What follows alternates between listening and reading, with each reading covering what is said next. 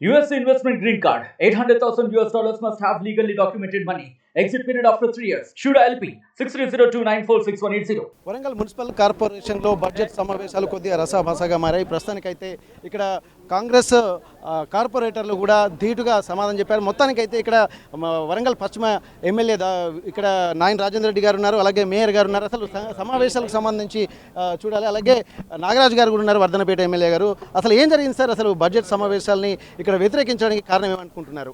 వారు budget వ్యతిరేకించట్లేదట. Mayor గారు party మారింది కదా, వారు అనర్హత ప్రకటించాలన్నట. వారికి నిన్నటి వరకు వాళ్ళ దగ్గర ఉంటే బంగారం వేరు, మా దగ్గరికి వస్తే వెండి అయిపోయిందట. వాళ్ళంటే జవాబులు లేవు. గత 10 ఏళ్ళు చేసిన పాపాలకు వాళ్ళ దగ్గర జవాబులు లేవు. మేము ప్రవేశపెట్టిన బడ్జెట్ని ఆమోదించున్నాం, అందరూ ఆమోదించున్నాం, అయిపోయింది. ఇవాళ వాళ్ళు మాట్లాడే మాటలు ఏంటంటే కాకతీయ తోరణం గురించి అంటారు. కాకతీయ తోరణం ఏంటిదయ్యా? కాకతీయ తోరణం ఏంటిది? దాన్ని ఎవరు తీసేస్తామన్నారు? నేను చెప్పినావా? అనౌన్స్ చేసినావా? మేమేమన్నా? మీకు అంత ప్రేమ ఉంటే మరి కాకతీయ తోరణం, కాకతీయ ఉత్సవాలు ఎందుకు నిర్వహించాలి? 10 ఏళ్ళు గడ్డి కాసినరా? గడ్డి బీకినరా? ఏం బీకిను మీరు? 10 ఏళ్ళు. ఇవాళ సిగ్గు శరం లేకుండా కాకతీయ తోరణం గురించి మాట్లాడే అర్హత కూడా లేదు వీళ్ళకు. ఇవాళ రేవంత్ రెడ్డి గారు వచ్చిన తర్వాత వరంగల్ జిల్లాని కొత్త వరంగల్ జిల్లాగా చూడబోతున్నాం, వాటిని రూపొందించబోతున్నాం. వాటికి డిపిఆర్లు తెమ్మని, రివైజ్ డిపిఆర్లు తెమ్మని చెప్పి పబ్లిక్ అనౌన్స్ చేసిండ్రు. వాటిని తీసుకుపెట్టండి మేము సిద్ధమవుతుంటే వీళ్ళు మరి మా ఎమ్మెల్యేలు మారినప్పుడు ఏం చేసిండ్రా? అప్పుడు జవాబు దొరకదా మీకు? ఇది ప్రశ్న. ఇది అభివృద్ధి గురించి మాట్లాడాలి. మీరు వరంగల్ జిల్లా అభివృద్ధి గురించి ఏ ప్రశ్న అడితే దానికి జవాబు చెప్పడానికి మేము సిద్ధంగా ఉన్నాం.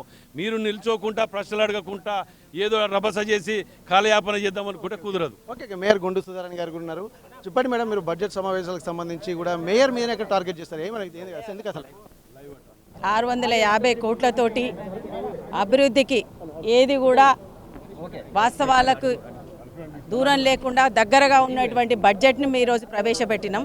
అంటే బడ్జెట్ని పక్కదారిన పట్టియాలి, బడ్జెట్ని ఆమోదం తెలియకుండా బడ్జెట్ చదివిన వెంటనే మేయర్ పోడియం మీదకి వచ్చి దాన్ని చింపేయడానికి ప్రయత్నం చేయడాన్ని మేము ఖండిస్తున్నాం. అంటే అభివృద్ధిని అడ్డుకుంటున్నారా అని ఒకటే సింపుల్ ప్రశ్న.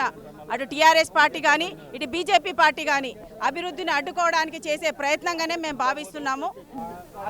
ఇప్పటి వరకు చూసినట్టయితే ఇక్కడ మొత్తం ఒక బడ్జెట్ సమావేశాలకు సంబంధించి కూడా ఒక ఎక్స్పెక్టేషన్స్ ఉన్నాయి. 650 కోట్ల బడ్జెట్ అంచనా వ్యయంతో ఇక్కడ జరుగుతున్నాయి. కానీ ఇక్కడ బడ్జెట్ సమావేశాలు జరగకుండా మాత్రం అడ్డుకుంటున్నారు. ఎందుకంటే పార్టీలు మారినటువంటి గుండు సుధారాణి గారు ఎట్టి పరిస్థితుల్లో మేయర్ పదవికి అనర్హురాలన్నటువంటి ఒక ఆందోళన మాత్రం ఇక్కడ బీఆర్ఎస్ వర్గాలు వ్యక్తం చేస్తున్నాయి.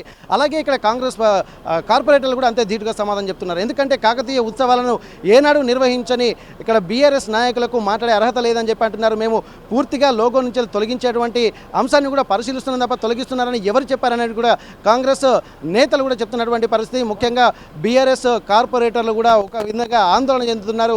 ఇక్కడ దాదాపు బీఆర్ఎస్ పార్టీ ఒకసారి బలాబలాన్ని కనుక మనం ఒకసారి చూద్దాము. ఇప్పుడు ప్రస్తుతానికైతే బీజేపీ నుండి 10 మంది కార్పొరేటర్లు, బీఆర్ఎస్ నుండి 22 మంది కార్పొరేటర్లు ఉన్నారు. అలాగే కాంగ్రెస్లో 34 మంది కార్పొరేటర్లు. అంటే బలం మాత్రం ఎక్కువగా కాంగ్రెస్ పార్టీకే ఉంది. కానీ ఇక్కడ బీఆర్ఎస్ నుండి ఒక 30 మంది కార్పొరేటర్ల వరకు కాంగ్రెస్ పార్టీలో చేరడం వల్ల కాంగ్రెస్ బలం పెరిగింది. కాంగ్రెస్ పార్టీ అధికారంలోకి వచ్చిన తర్వాత బడ్జెట్ సమావేశాలకు సంబంధించి కూడా తమ నియోజకవర్గాల అభివృద్ధికి కాంగ్రెస్ ఎమ్మెల్యేలు ఎలా అయితే కృషి చేశారో వరంగల్ నగరంలో కూడా తమ కార్పొరేషన్ పరిధిలో ఉన్నటువంటి ప్రాంతాలను కూడా అభివృద్ధి చేయడానికి కూడా తాము కూడా ఇక్కడ భారీ సంఖ్యలో కార్పొరేటర్లు ఇక్కడ కాంగ్రెస్ పార్టీకి చేరినటువంటి పరిస్థితి కనిపిస్తుంది. ఏది ఏమైనప్పటికీ కూడా ఈరోజు బడ్జెట్ సమావేశాలని అడ్డుకున్నారు.